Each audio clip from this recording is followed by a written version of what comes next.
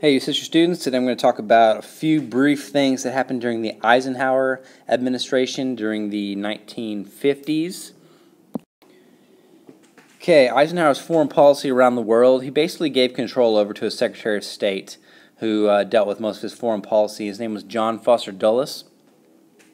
He was very anti-communistic, definitely wanted to stop the spread of communism, stop the Soviets from gaining influence in the world, and so that's what he really worked to do in the 1950s. 1957, Eisenhower adopts what's known as the Eisenhower Doctrine, which is similar to the Truman Doctrine. It says he's going to send U.S. forces to aid any Middle Eastern country that needs help defending against communism. So very similar to the Truman Doctrine, who's going to help countries who are being threatened by communist forces or outside forces that are threatening democracies. Back at home, we're talking about domestic policy of the 50s, of the Eisenhower administration. We see the 1950s as a period of growth. The economy is doing well. Things are good. Economy-wise, you've got a lot of veterans coming home. So the war ended in 45, World War II, and now these veterans are at home. They're readjusting to life. And so a law is passed. It's known as the Servicemen's Readjustment Act, or you may hear it called the GI Bill. What this did is it helped veterans buy a home cheaply, so low mortgage rates.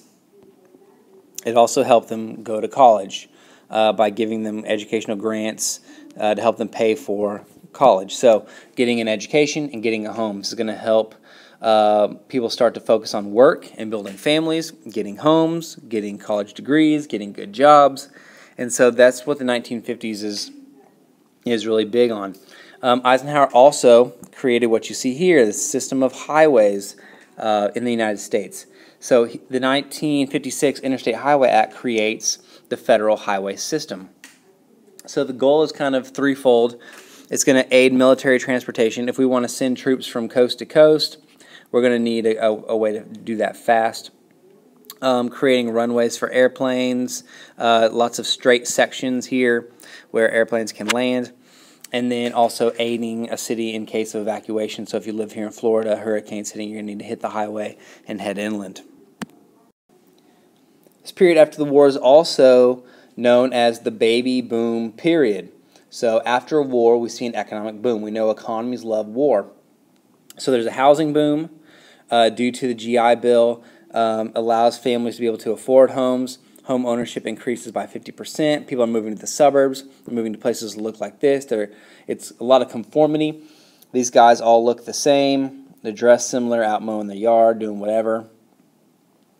So this leads to the inner cities kind of decaying out, becoming areas of crime and kind of falling apart because everyone's moving out. Everyone that has money is leaving and moving out to the suburbs. The economy is doing well, economic prosperity, lots of cars, TVs, refrigerators, other appliances. America's doing well, world trade. So economy's good, people are buying stuff, things are good. And then conformity. Like I said here, everyone looks the same. There's a large emphasis to look the same because if you're different, unusual, you could get pegged as a communist. People were suspicious of people that were different. This is the Red Scare of the 1950s. People are afraid of communism. And then other advancements, you see medical advancements. This guy, his name is Jonas Salk.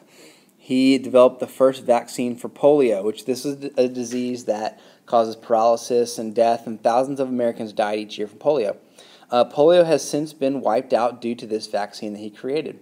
We also see the measles vaccine. We see the first heart transplant. We see a treatment for tuberculosis. So tons of advancements in medicine in the 1950s.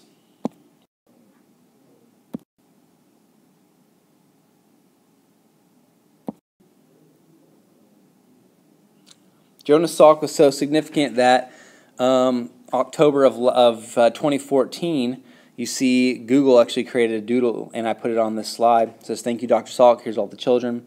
Here's Dr. Salk. Created the polio vaccine." So remember Jonas Salk.